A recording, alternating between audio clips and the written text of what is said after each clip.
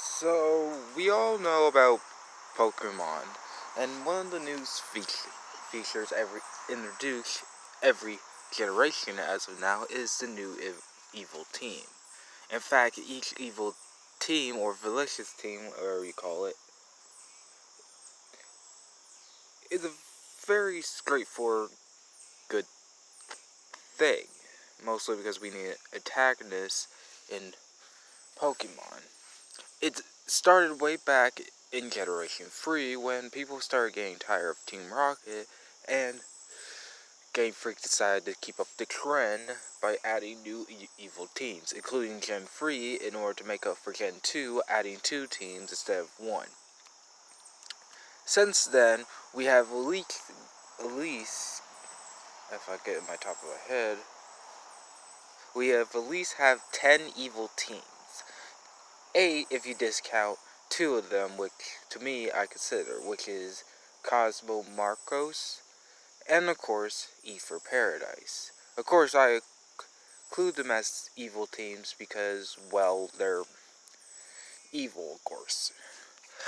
However, well, most of every team of generation could be explained right off the bat just even by looking up their designs.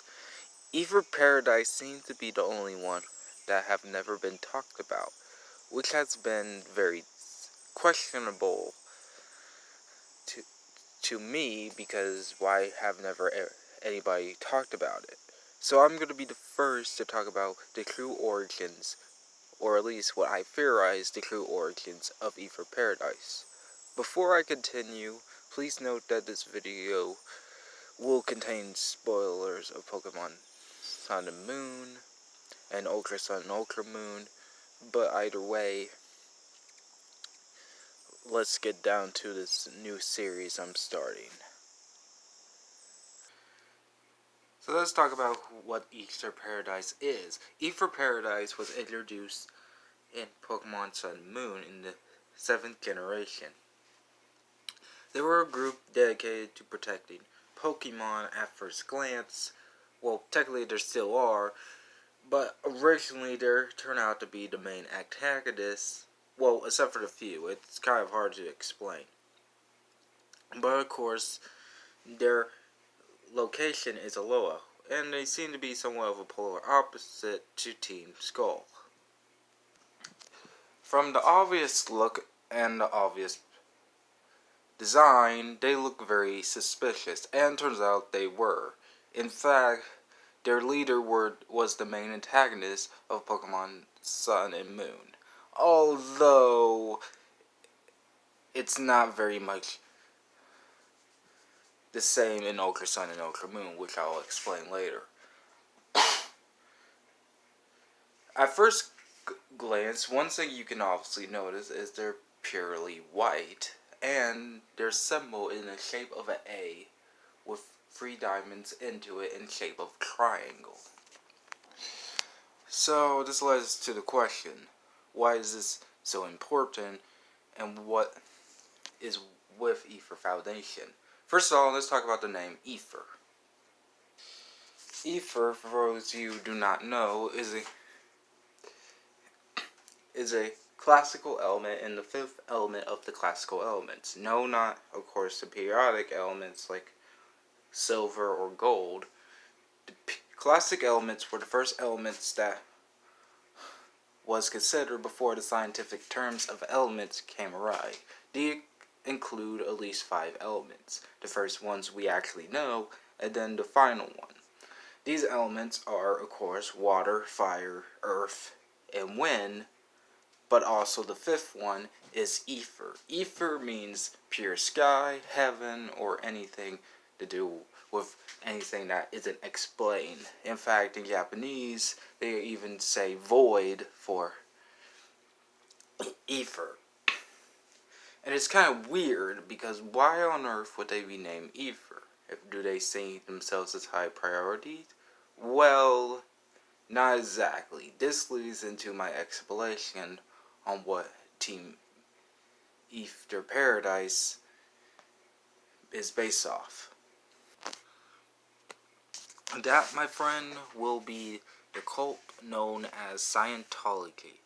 And before I get a response, yes, I know I'm talking about freaking alien religions again, but just bear on me with this one because honestly, you know my critique on this. But anyways, yes, believe it or not, I believe that Aether Paradise is based off of Scientology. And of course, this is no doubt proven heavily through their design and their ideas. So I'm gonna get a lot of interesting slack on this. So let me explain. Scientology is is a religious cult that was introduced possibly around the 90s. Again, my notable thing of them is obviously blank. But I do know this. Scientology is a cult that worships aliens over certain things about alien souls. Again, I am totally blank on them, which is just how bad they are. And they're, believe it or not, considered a cult, and even terrorists, even in like Britain, is because they force you to not use therapeutic health, and you know they have done some messed up stuff like rape and I keep blanking on it, stealing money, pretty much. And if you don't believe me, just look it up. I even sent a description down below. So why does this have to do with Aether Paradise? Well, believe it or not, many things are very connected to Aether Paradise with Scientology. For one, both of them assess with aliens. And I know a lot of people are going to hit me in the butt for saying that, because many people will say Ultra Beasts aren't aliens and blah blah blah, they're extra-dimensional.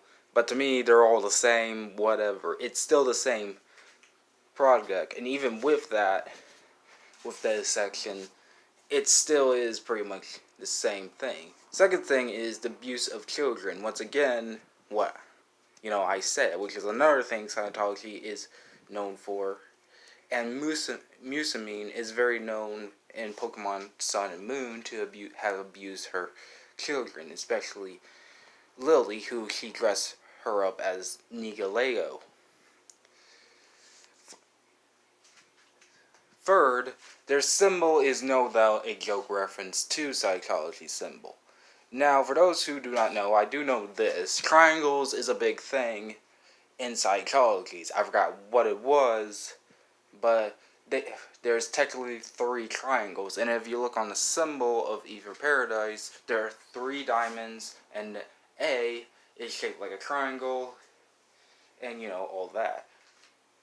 Fourth, both them use the color white as their symbolism, and gold, same obviously as you can see.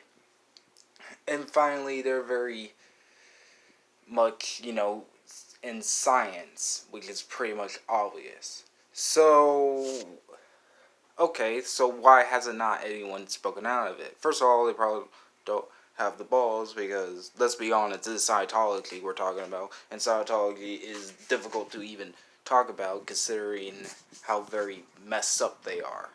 Second of all, and more importantly, this is because, well, obviously Nintendo had to sneak this in. Pretty much tried their best to sneak this in because, again, this is Scientology. In fact, that would also explain why they made Ultra Sun and Ultra Moon very differently. Instead of having like the main villain actually try to use the charisma for actual evil ways, he had a whole different structure of trying to defeat it to save Alola. And it's also worth note that it's even more funnier when considering that Alola is based on Hawaii. And believe it or not, the United States have been dealing with Scientology for a while. Of course, I could be wrong on this, but you can tell, even if you're doing your own research, that it all stacks up. And it's no surprise this has happened before. Each of the evil teams have been based off different structures before. In fact, Team Magma is based off of imps. So, you know. But either way, I digress, and yeah. And there you go. The full reveal of what Aether Paradise, to me, I think, is based off of. Of course, this is going to be my first Pokemon Theory video, and I will say this will take a while, so I can get some much time into research. I might do another one again soon. Obviously, I'm planning to make this another series, but it will take some time to find some new theories. Anyways, I want to thank all who are listening, and of course, I want to thank those who's been subscribing me, and of course, I want to say a certain YouTuber, and I hope I don't blank on his name, GR3, for making another interesting Pokemon Theory video, which I'll link down below. Of course, it's very awesome, and you should check it out, as it definitely gives a brand new perspective to Pokemon. But either way, yeah. And by the way, again, this is just my theory on this, and of course, you can have your own opinions or not. Of course, it is still strange. Who would ever thought that Aether Paradise origins would ever be so dark?